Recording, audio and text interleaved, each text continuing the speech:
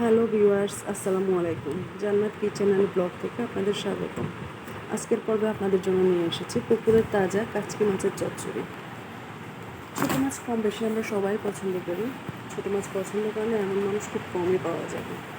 ছোটো মাছ আমাদের শরীরের জন্য খুব উপকারী। ছোটো মাছে প্রচুর পরিমাণে ক্যালসিয়াম, প্রোটিন, ভিটামিন এ রয়েছে। তো চলুন কথা না বাড়িয়ে মূল পর্বে যাওয়া যাক। প্রথমে আমি মাছগুলো ভালোভাবে ধুয়ে পরিষ্কার করে নিয়েছি। এবার চুলায় একটা হাঁড়ি বসিয়ে তাতে পরিমাণ মতো সরিষার তেল দিয়ে দিয়েছি। তেলটা গরম হয়ে এলে এর মধ্যে আমি পেঁয়াজ কুচি, কাঁচামরিচ, টমেটো, রসুন বাটা, আদা বাটা দিয়ে দিব।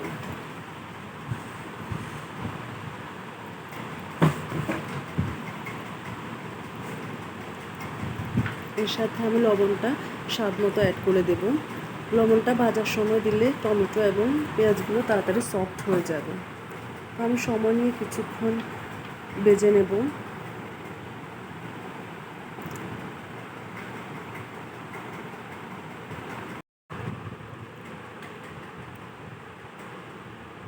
তো ভাজা হয়ে গেলে সামান্য পরিমাণে পানি অ্যাড করে দেব যাতে মশলাগুলো পুড়ে না যায়। এবার আমি মশলাগুলো অ্যাড করে দেব। 1 চামচ পরিমাণ মরিচের গুঁড়া, 1 চামচ পরিমাণ হলুদের গুঁড়া, 1 চামচ পরিমাণ জিরা ও ধনিয়ার গুঁড়া। তারপর মশলাগুলো ভালোভাবে মিশিয়ে কিছুক্ষণ কষিয়ে নেব। মশলাগুলো ভালো করে কষালে মরিচের, হলুদের, মশলার যে কাঁচা গন্ধ থাকে এই গন্ধটা আর লাগবে না। তো আমরা ভালো করে কিছুক্ষণ কষিয়ে নেব। মশলাটা কষানো পর্যন্ত অপেক্ষা করি। মশলাটা কষানো হয়ে গেছে, দেখুন তেলটাও উপরে বেশি উঠেছে। এবার আমি মাছটা অ্যাড করে দেব।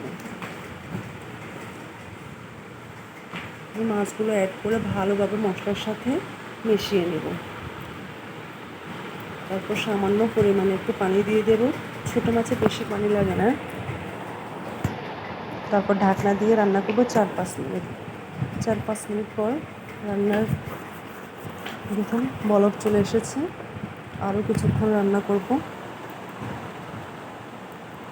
তো দেখুন আমার রান্নাটা প্রায় শেষ।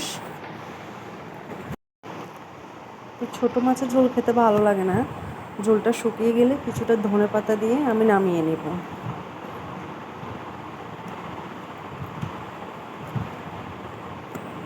দেখুন আমার কাচকি মাছের চচ্চড়িটা হয়ে গেছে।